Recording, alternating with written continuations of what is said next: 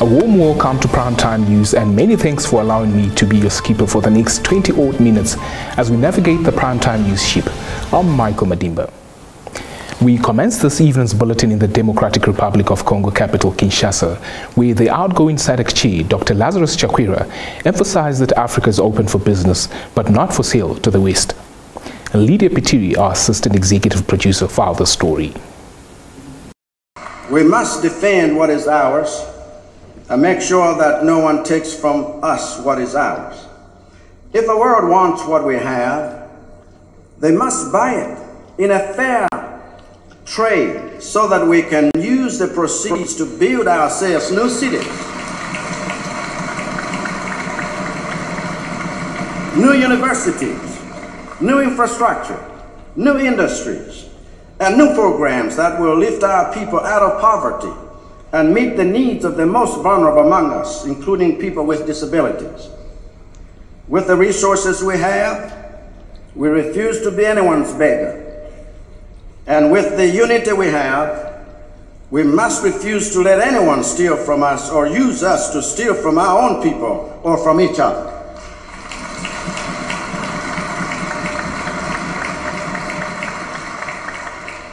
The plunder that we have allowed the West, excuse me, the plunder that we have allowed the West to conduct here in the DRC is a sin that we must repent of, resolve, and refuse to see repeated anywhere else in our region.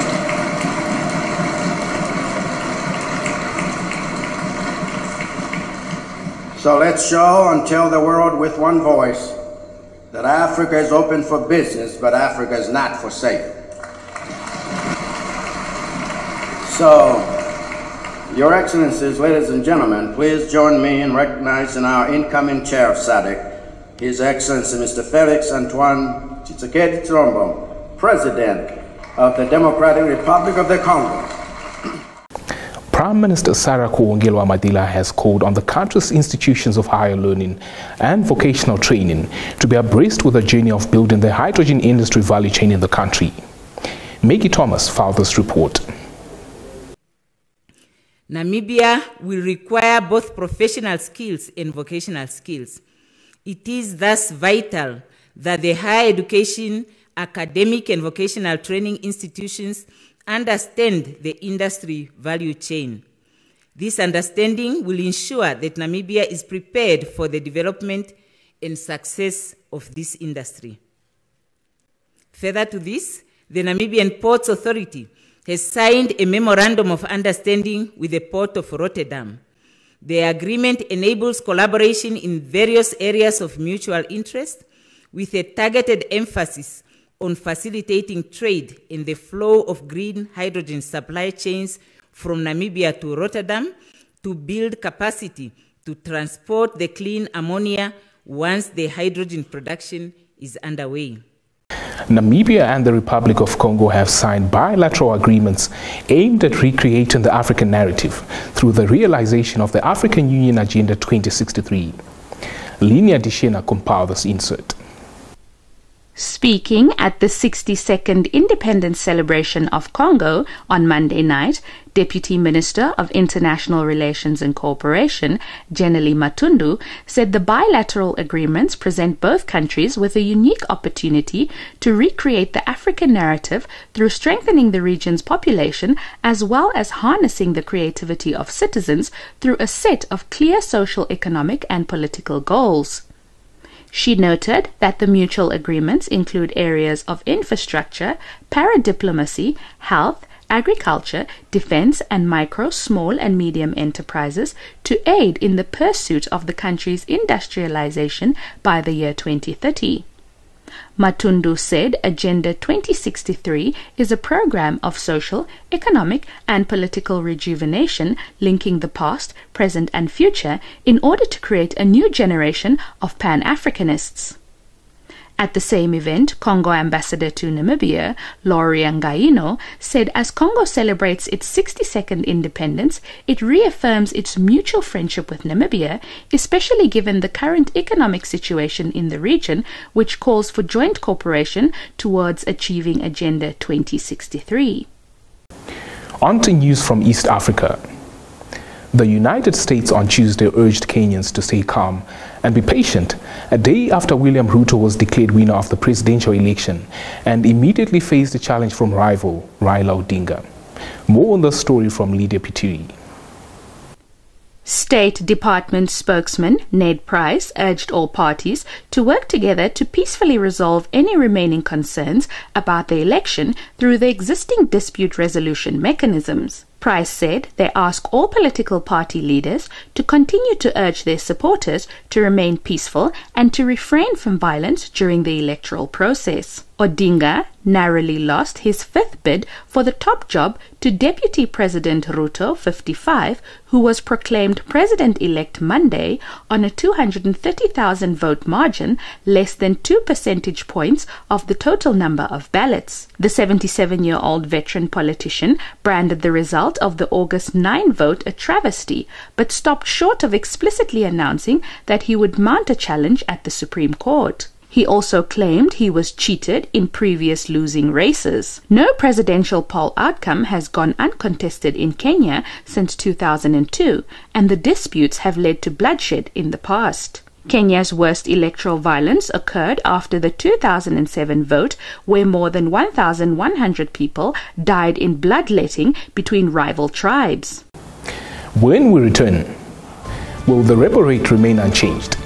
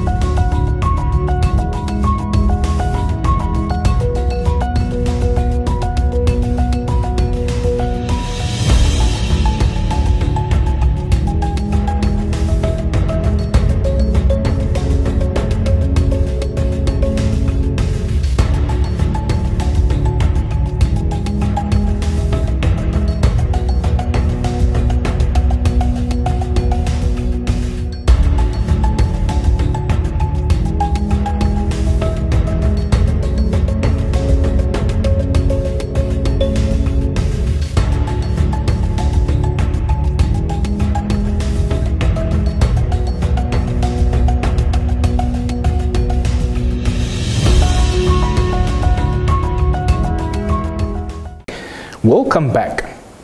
Before the top roundup, we asked if the repo rate is going to remain unchanged. Unfortunately not. The Bank of Namibia's Monetary Policy Committee earlier today announced an increase in the repo rate by 75 basis points to 5.5% over the next 2 months. Let's get more on the story. We deliberated on the decision that we're going to take over the last 2 days. It was on a Monday and Tuesday. And then we came to a decision that is going to be implemented over the next 2 months. So that is the decision that I will be sharing with you today. On the 15th and the 16th of August, the Monetary Policy Committee of the Bank of Namibia held its bi-monthly meeting to decide on the appropriate monetary policy stance to be implemented over the next 2 months.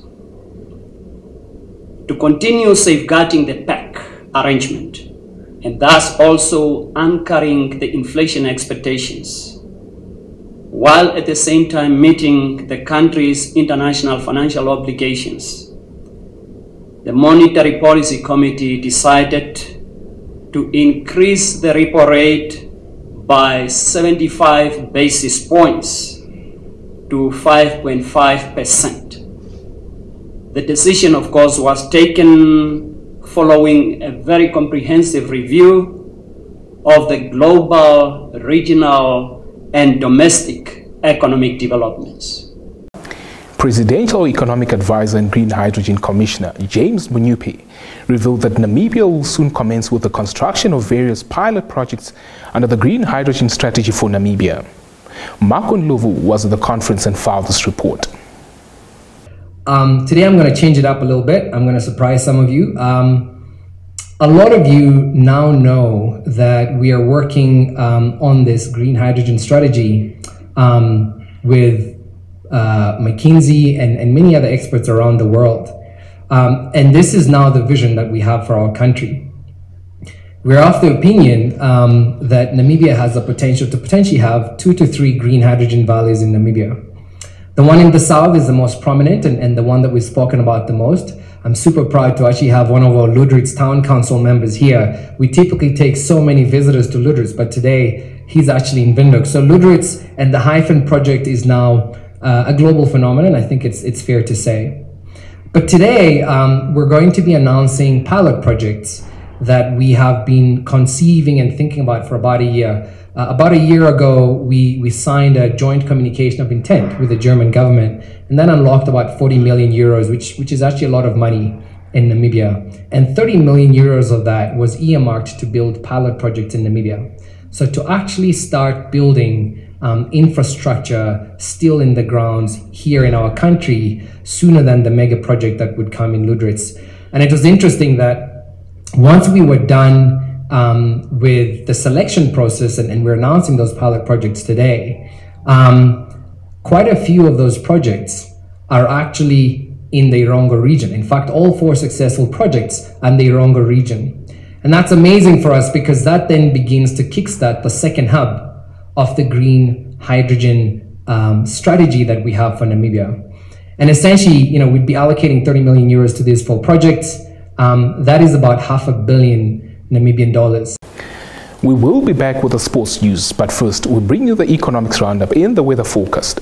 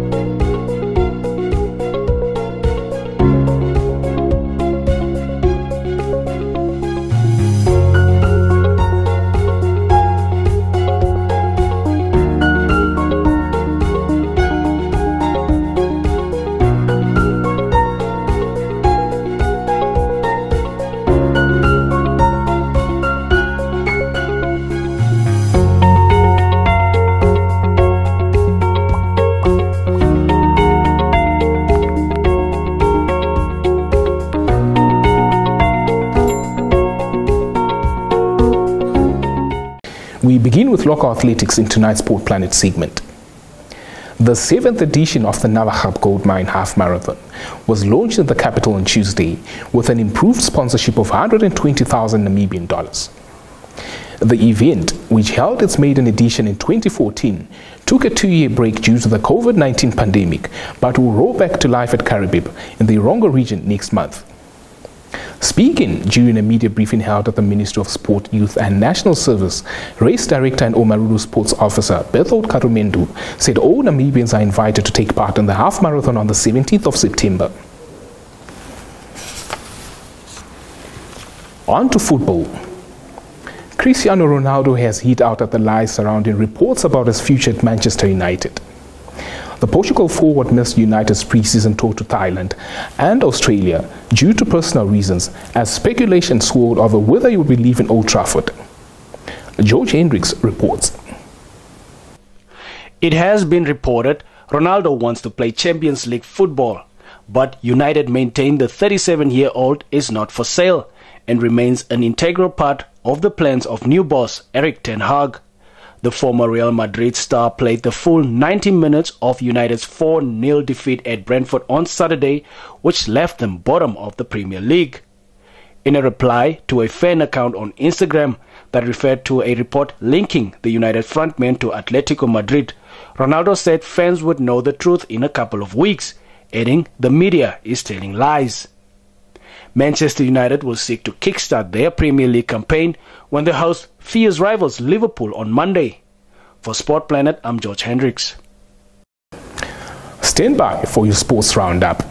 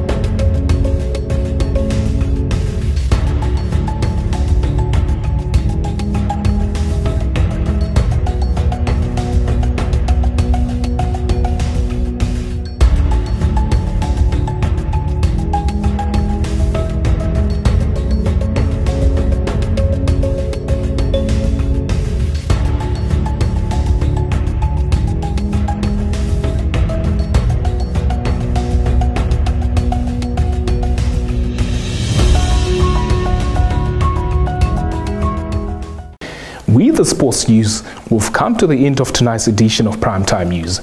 Many thanks for watching.